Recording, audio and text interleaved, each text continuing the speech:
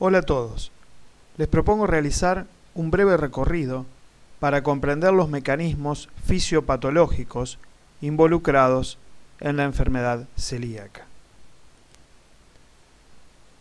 La enfermedad celíaca es el resultado final de tres procesos, entre los que se destacan la predisposición genética, es decir, aquellos individuos que portan alelos HLA-DQ2 y ODQ8,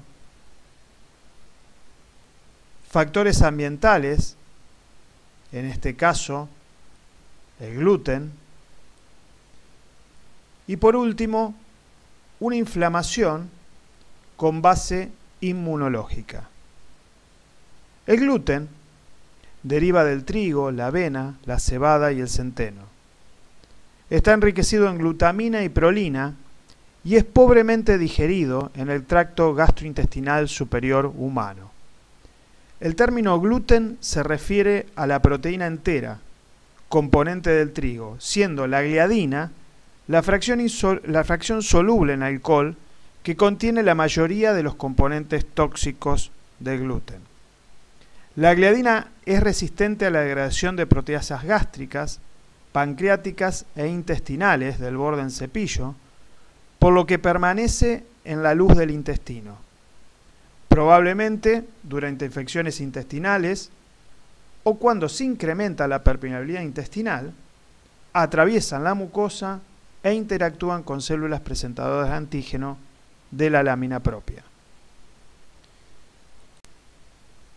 Vamos a ver ahora una imagen histológica que corresponde a una mucosa intestinal normal. Se distinguen las vellosidades,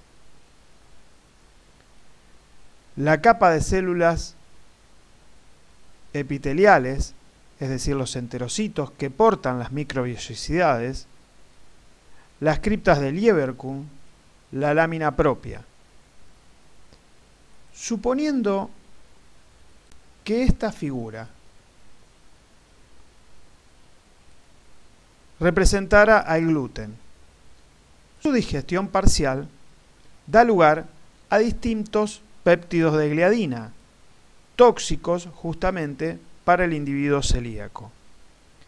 Esos péptidos se pueden clasificar en inmunogénicos, son los principalmente hallados en la alfa-gliadina y son responsables de la respuesta inmune adaptativa, tal es el caso del denominado 33-mer, y hay otro grupo de péptidos tóxicos, los denominados innatos, que no son reconocidos por células CD4 positivos y generan una respuesta innata sobre el epitelio y las células presentadoras de antígeno, y entre ellos se encuentran el P3143 o el P3149 de la alfa-gliadina. Suponiendo que este fuera un péptido inmunogénico, en un contexto que favorezca el pasaje justamente de estos a la lámina propia. Tendría contacto entonces con la enzima transglutaminasa tisular, que catalizaría la desaminación de los residuos de glutamina, produciendo la gliadina desaminada, que exhibirá carga negativa debido a los residuos remanentes de ácido glutámico. Es entonces cuando la célula procesadora de antígeno procesará el mismo y lo expondrá en el contexto de las moléculas de clase 2, HLA-DQ2 y ODQ8. Este set de alelos es clave para disparar la respuesta inmune. De hecho, la ausencia de DQ2 y o DQ8 excluye la enfermedad celíaca. En algunos casos se ha comprobado que después de la desaminación de ese péptido de gliadina, la carga negativa favorece, en algunos casos, la interacción directa de los péptidos de gliadina con las moléculas de clase 2 sin mediar el procesamiento antigénico.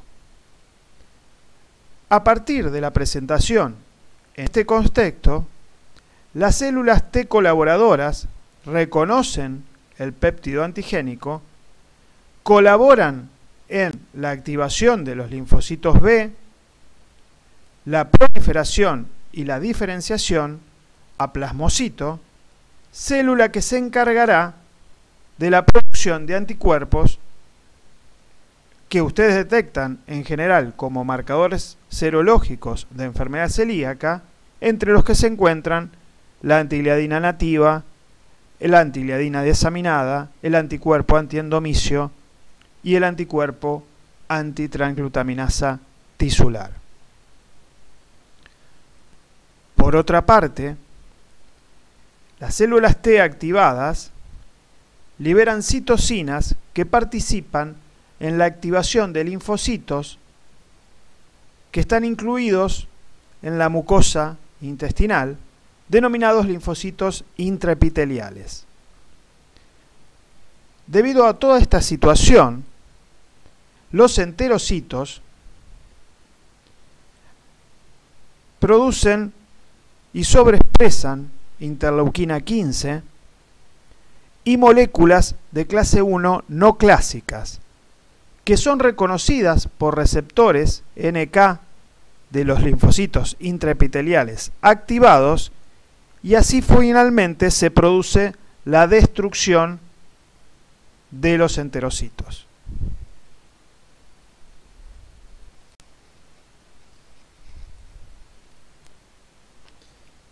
Por otro lado, los receptores TOL, que se pueden unir a toxinas, bacterias o virus, al ser activados modifican el fenotipo y función de las células dendríticas. Una de las acciones sería interactuar con proteínas adaptadoras como MID88 que promueven la liberación de citocinas proinflamatorias y sonulina. ¿Qué es la sonulina? La sonulina es una molécula que regula de forma reversible las uniones estrechas, modificando la permeabilidad de la mucosa intestinal. Alternativamente, existe un receptor de quimiosinas, el CXCR3, mal llamado receptor de gliadina intestinal, que reacciona con la gliadina y aumenta el reclutamiento de MID88, provocando la liberación de más sonulina. Esto llevaría a un aumento del pasaje de la gliadina a la lámina propia, perpetuando el proceso.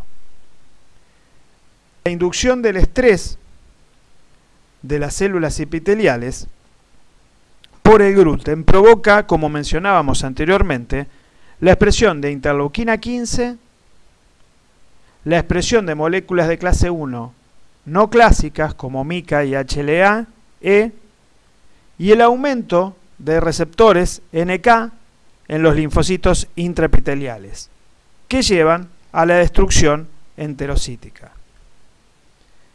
Es reciente los hallazgos que involucran a los péptidos innatos, el otro grupo que habíamos mencionado, con la expresión por las células epiteliales de interleuquina 15 y moléculas de clase 1 no clásicas, sin mediar activación de los linfocitos TCD4 positivos.